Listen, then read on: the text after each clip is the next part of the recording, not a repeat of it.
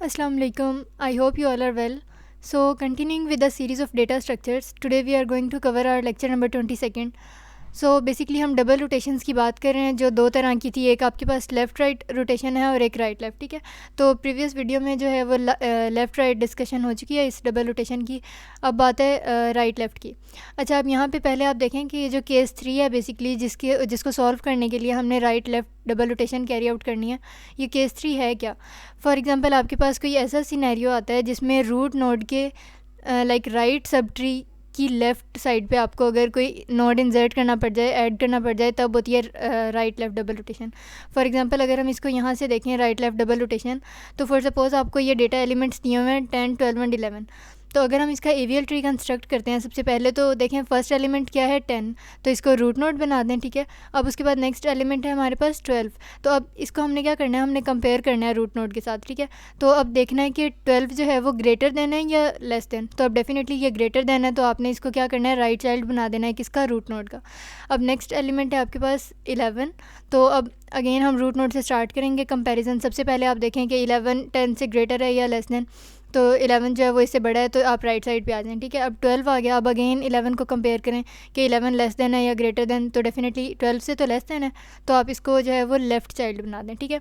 तो मैंने क्या आपको बताया था कि राइट लेफ़्ट डबल रोटेशन वाला केस तब होता है जब आपके पास रूट नोड के राइट सब ट्री में लेफ़्ट चाइल्ड के तौर पर नया नोड आ जाए, ठीक है।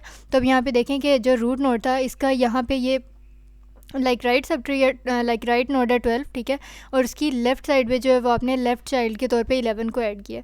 तो ये बेसिकली होती है राइट लेफ़्ट अनबैलेंस की सिचुएशन, और इसके लिए हमने करनी होती है डबल रोटेशन, ठीक है। एक तो ये बात होगी कि ये केस 3 है और ये कब आपके पास अपीयर होगा और हमने इसको किसके ज़रिए से सॉल्व करना है, ठीक है। अच्छा, अब हम ये देखते हैं कि हमने इसमें करना क्या असल में। अब फॉर एग्ज़ाम्पल आपके पास है ये राइट लेफ़्ट डबल रोटेशन, तो सबसे पहले आपने इसको राइट केस में चेंज करना है और फिर राइट को हम फाइनल अगेन एक और रोटेशन करेंगे और वो ठीक हो जाएगा। अब यहाँ पे देखें कि नेम से पता चल रहा है राइट लेफ़्ट डबल रोटेशन, तो इसका मतलब है कि पहले आपके पास होगी राइट रोटेशन, ठीक है। तो राइट रोटेशन में क्या होता है कि हम एंटी क्लॉकवाइज जो है वो मूव करते हैं। तो यहाँ पे देखें एरो हेड से इंडिकेट किया हुआ है।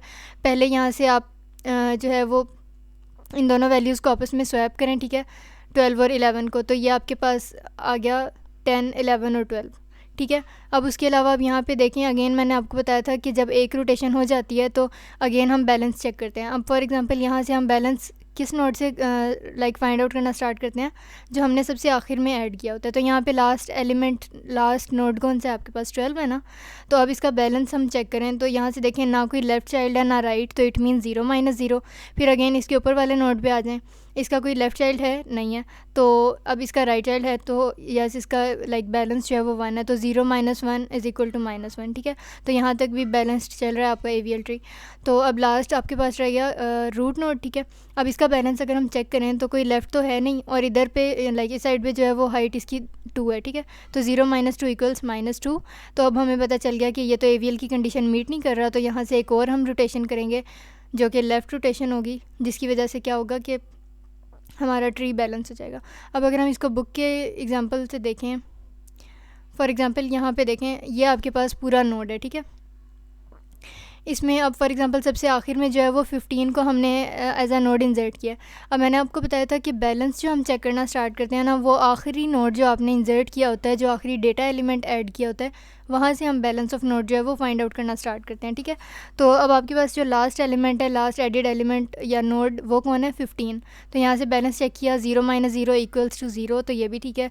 इसके बाद इससे ऊपर आ जाएँ, 16 का इस साइड पे 1 है लेफ़्ट पे और इधर 0, तो 1 - 0 = 1, तो ये भी एवीएल की कंडीशन मीट कर रहा है। उसके बाद नेक्स्ट आ गया 7। अब देखें 7 का कोई लेफ़्ट चाइल्ड है नहीं है, राइट कितने लाइक राइट में कितनी हाइट है इसकी 2, तो 0 - 2 आपके पास क्या आ गया, -2। और आपको पता चल गया कि ये जो एवीएल ट्री की कंडीशन थी कि बैलेंस ऑफ नोड जो है वो 0, 1 या -1 के अलावा कोई नहीं हो सकता, तो यहाँ पे तो -2 आ रहा है, तो डेफिनेट हो गया कि हमने क्या करना है कि रोटेशन करनी है। अच्छा, अब यहाँ पे देखें, अब ये 7 जो रूट नोड है, इसके राइट साइड पे ये सब ट्री है, ठीक है। इसके राइट सब ट्री की आपने लेफ़्ट में ऐड किया, तो इसका मतलब है कि यहाँ से हमें पता चल गया कि ये केस 3 जो है वो हमने सॉल्व करना है। क्यों? क्योंकि केस 3 यानी कि राइट लेफ़्ट डबल रोटेशन उस केस में होती है जब आपके पास वो वाला नोड जो कि अनबैलेंस क्रिएट कर रहा है, जो 1, 0 और -1 के अलावा कोई वैल्यू लेके आ रहा है अपने बैलेंस में, उसके राइट सब ट्री के लेफ़्ट में अगर कोई ऐड हुआ हो तो फिर हम कहते हैं कि ये तो राइट लेफ़्ट डबल रोटेशन है, ठीक है। तो इसमें सबसे पहले आपने क्या करना होता है कि इस पूरे अनबैलेंस्ड ट्री को, इस अनबैलेंस्ड सब ट्री को किसी तरह से राइट अनबैलेंस में कन्वर्ट करना है। अब वो कैसे करना है, यहाँ पे देखें रोटेट राइट, एक तो यहाँ पे मेंशन्ड है, और डेफिनेटली हम क्योंकि राइट लेफ़्ट डबल रोटेशन पढ़े हैं तो ये भी ऑब्वियस है कि पहले आपने क्या करना है, राइट रोटेशन। अच्छा, अब राइट रोटेशन में देखें पहले आपने क्लॉकवाइज डायरेक्शन में मूव किया, जिसकी वजह से क्या करना है, हमने 15 और 16 इन दोनों वैल्यूज़ को स्वैप करना है। इन दोनों के स्वैप करने से क्या होगा कि 7 के बाद जो है वो 15 ऐड हो जाएगा यहाँ पे, ठीक है। अब देखें, अब फॉर एग्ज़ाम्पल यहाँ पे आपके पास 7 का राइट चाइल्ड है 15 या लेफ़्ट है, राइट है, तो यहाँ पे लाइक आर मेंशन कर दें जैसे हमने प्रीवियस वीडियोस में किया था। और इसी तरह 15 का लेफ़्ट चाइल्ड है 16 या राइट, तो डेफिनेटली ये भी राइट है, तो ये आपके पास बन गया राइट अनबैलेंस्ड केस, ठीक है। तो राइट अनबैलेंस्ड केस जो है वो बेसिकली क्या होता है, लेफ़्ट रोटेशन से ठीक होता है, ठीक है। और लेफ़्ट रोटेशन अब क्लॉकवाइज होती है या एंटी क्लॉकवाइज, तो जो लेफ़्ट रोटेशन होती है वो होती है एंटी क्लॉकवाइज। और अगेन जैसे मैंने आपको पहले बताया था कि आपने किन दो नोड्स के दरमियान में वो रोटेशन परफॉर्म करनी होती है, उस नोड के बाद से आपने करनी है जो बेसिकली अनबैलेंस क्रिएट कर रहा है, ठीक हो गया। तो अब यहाँ पे इन दोनों का बैलेंस तो ठीक था, लाइक 16 का 0 है और 15 का -1 है, तो इनको तो कोई इशू नहीं है एवीएल ट्री की कंडीशन से। तो बेसिकली ये जो 7 है इसका बैलेंस ख़राब हुआ हुआ है, ठीक है। तो 7 के बाद से जो वो हम रोटेशन कैरी आउट करेंगे, तो इससे क्या होगा कि 15 जो है वो पेरेंट नोड बन जाएगा, लाइक रूट नोड बन जाएगा, और जो 7 और 16 है वो दोनों आपके पास क्या बन जाएंगे, लाइक लेफ़्ट और राइट चाइल्ड बन जाएंगे, ठीक हो गया। तो इस तरह से एक और एग्जांपल सेम दी हुई है, इसको एक बार रीड आउट कर लीजिएगा। और पेपर में जो है वो इसी तरह से लाइक कोई न्यूमेरिकल वैल्यूज़ या नंबर्स दिए होंगे, या तो उनका ईवीएल ट्री कंस्ट्रक्ट करना होगा, या फिर ये बताना होगा कि फॉर एग्जांपल अगर कोई नया नोड फॉर सपोज़ हम इस वाले नोड पे इंसर्ट करते हैं तो कौन सा अनबैलेंस होगा, या होगा भी या नहीं होगा। तो बेसिकली आपने क्या करना है कि पहले तो ये चेक करना है कि जो लास्ट एडिड एलिमेंट होगा या नोड होगा वहाँ से आपने चेक करते जाना है upwards towards the root node, कि जब तक रूट नोड नहीं आ जाता हमने बैलेंस ऑफ नोड्स फाइंड करते जाना है। जहाँ पे आपको लगे कि 1 0 और -1 के अलावा कोई वैल्यू आ गई है तो उसको जो है वो रोटेशन के ज़रिए से ठीक कर देना, ठीक हो गया।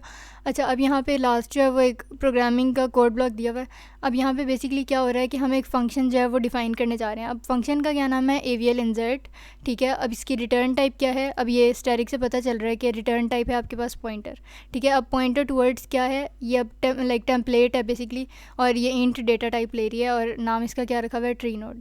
अच्छा, अब इस साइड पे देखें कि ये जो फंक्शन हम डिक्लेयर करने जा रहे हैं इसमें कितने आर्ग्यूमेंट्स हैं और वो किस नेचर के हैं। ये 2 आर्ग्यूमेंट्स ले रहा है अपने पास, एक तो सिंपल इंटीजर है जिसका नाम हमने उस वेरिएबल का रख दिया इन्फो, ठीक है। उसके बाद एक आपके पास है रूट, जो बेसिकली रूट नोड की आपको वैल्यू बताएगा या चेक करके देगा। अब ये रूट नोड की रिटर्न टाइप क्या है, जैसे इसकी डेटा टाइप इंट है ना, तो इसकी रिटर्न टाइप है पॉइंटर है बेसिकली टुवर्ड्स ट्री नोड। जो ओवरऑल फंक्शन की रिटर्न टाइप है वही इस रूट नोड की है, ठीक हो गया। अच्छा, अब देखें यहाँ पे इफ़ एल्स लूप लगाना है। अब इफ़ एल्स में हो क्या रहा है, इफ़ में अगर देखें कि सबसे पहले इन्फो लेगा वो रूट नोड से, ठीक है, गेट इन्फो के ज़रिए से वो फेच करेगा पहले इन्फॉर्मेशन, और फिर जो है वो पहले लाइक लेफ़्ट साइड से कंपेयर करेगा। अब फॉर एग्जांपल यहाँ पे देखें, ये जो यहाँ पे मेंशन्ड है कि इफ़ हाइट डिफरेंस यानी कि डिफरेंस ऑफ हाइट्स इक्वल्स 2, तो फिर क्या होगा कि ये आउटसाइड इंसर्शन केस होगा, और अगर 2 के इक्वल नहीं होगा हाइट डिफरेंस तो ये इनसाइड इंसर्शन केस है। अब आउटसाइड और इनसाइड इंसर्शन में बेसिकली क्या डिफरेंस है कि ये जो आउटसाइड इंसर्शन केस है ये सिंगल रोटेशन है, या तो सिंगल लेफ़्ट या सिंगल राइट रोटेशन, ठीक है। और जहाँ पे बात आ जाएगी इनसाइड इंसर्शन केस की, उसमें क्या होता है कि लाइक डबल रोटेशन, या तो लेफ़्ट राइट या राइट लेफ़्ट, ठीक हो गया। तो ये बेसिकली ये है कि जब लेफ़्ट को हमने कंपेयर करना हो, ठीक है, कि हमने पहले ये कंपेयर करना है कि लेफ़्ट से लेस देन है या नहीं है, कि कहीं लेफ़्ट में तो नहीं हमने ऐड करना अपने नए नोड को, ठीक है। उसके अलावा एल्स इफ में क्या होगा, सबसे पहले हम क्या करेंगे कि रूट की इन्फॉर्मेशन लेंगे गेट इन्फो के ज़रिए, ठीक है, ठीक है। फिर उसके बाद सबसे पहले हम सेट राइट करके ये देखें दिस एरो ऑपरेटर से जो है वो हम सबसे पहले रूट के साथ कंपेयर करेंगे।